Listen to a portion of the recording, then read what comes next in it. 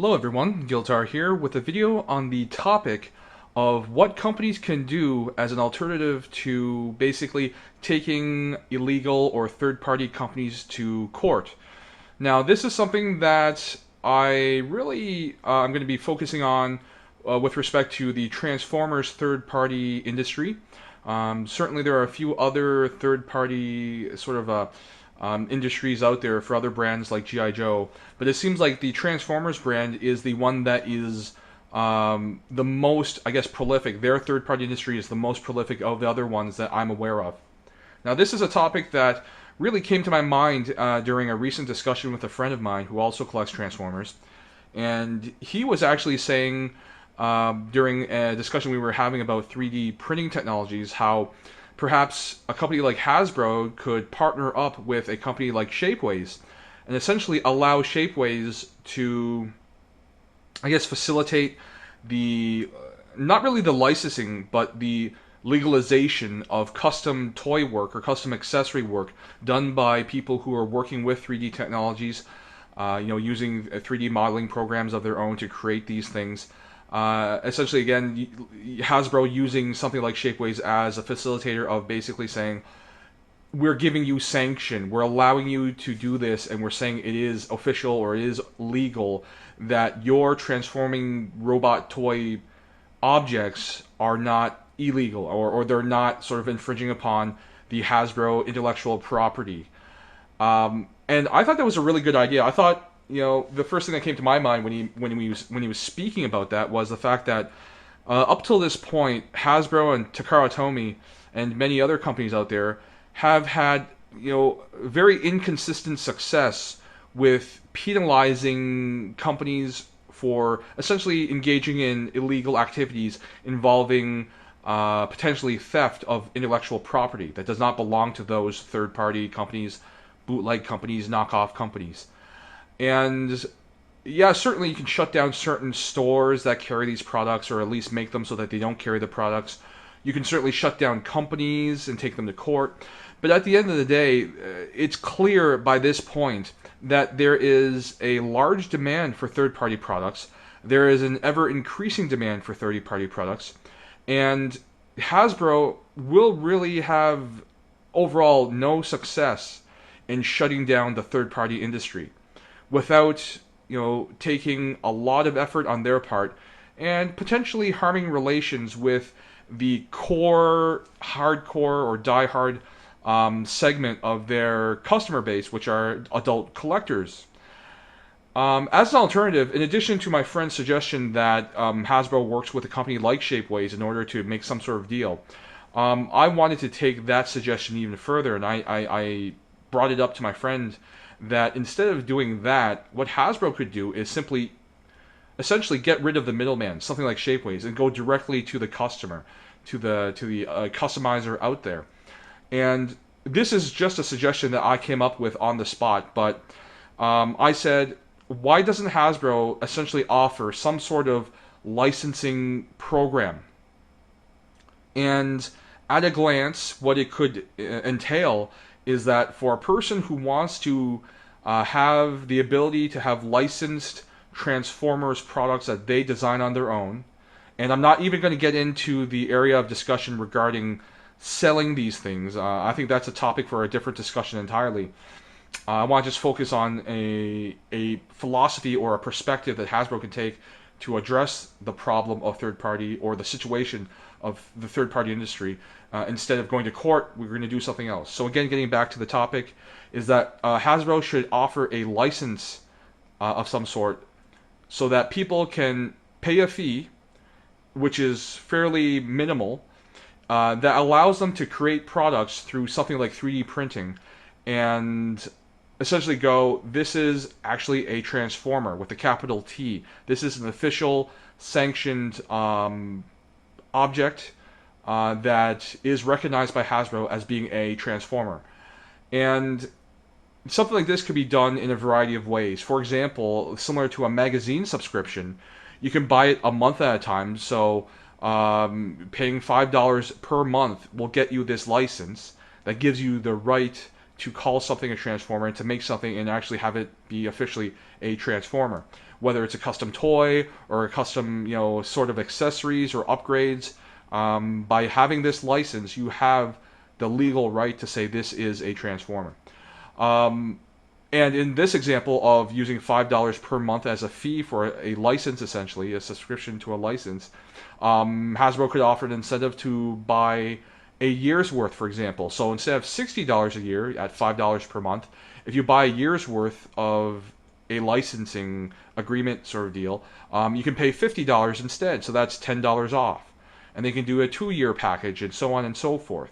As an additional incentive, outside of simply having your work being recognized as an actual transformer product or object, rather, Hasbro could offer a bonus. So something I suggested to my friend was Hasbro could use their animation and artist department's personnel to essentially make 3D models of faction symbols.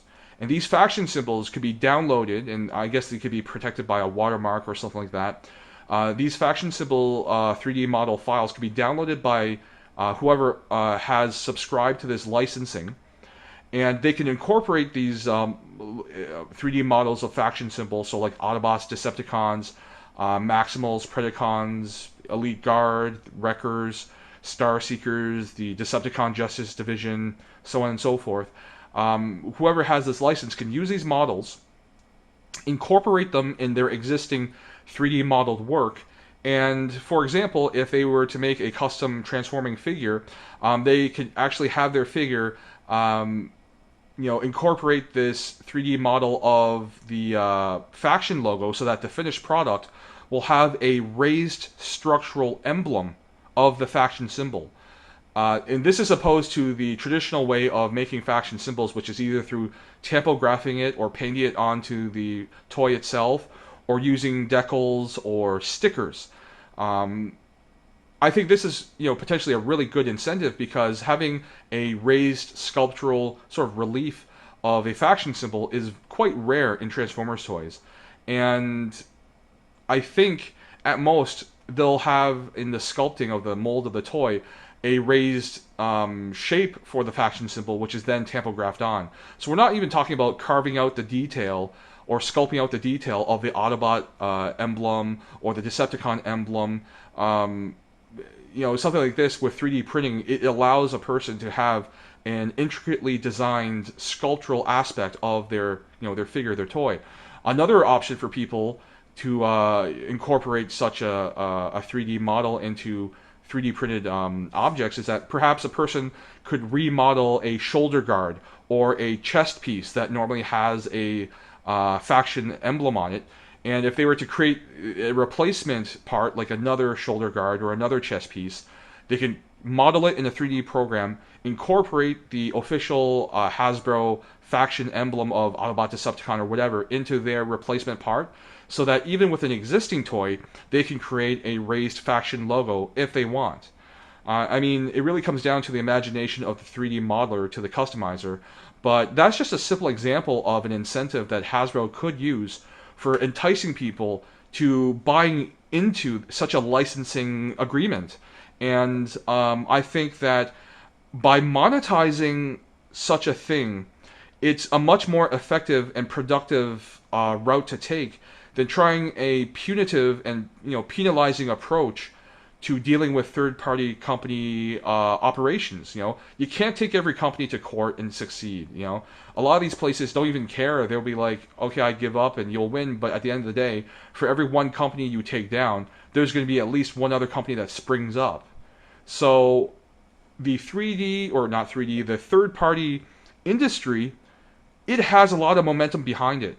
I think the smartest thing for Hasbro to do is to harness some of this momentum for their own use, to be able to get some revenue from this industry that they don't really have to establish infrastructure or anything. It's already set up. It's already moving at its own pace. All Hasbro has to do is dip into, again, this momentum that is existing within the third-party industry and utilize that.